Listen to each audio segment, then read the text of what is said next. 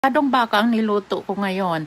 Ang laman ng baka ay hiniwa ko ng pa-cube. Yan ang mga sangkap. Ang baka ay minarinate ko muna sa toyo at lemon ng 1 hour. Nagisa na ako ng bawang, sibuyas at maraming kamatis. At tinalo ko na rin ang marinated beef. Tinakpan ko muna hanggang sa lumabas ang katas ng karne. After mag-isang mabuti, tinalo ko na ang pamintang durog at beef cube. Nagdagdag din ako ng tubig para sa pagpapalambot. Hinulog ko na rin ang laurel leaves, tomato sauce. Hinalo ko na ang patatas na hiniwa ng maninipis. Ay aking palalambutin at durugin para lumapot ang sabaw. At nang madurog na, halo ko na rin ang patatas na hiniwa ng pa-cubes.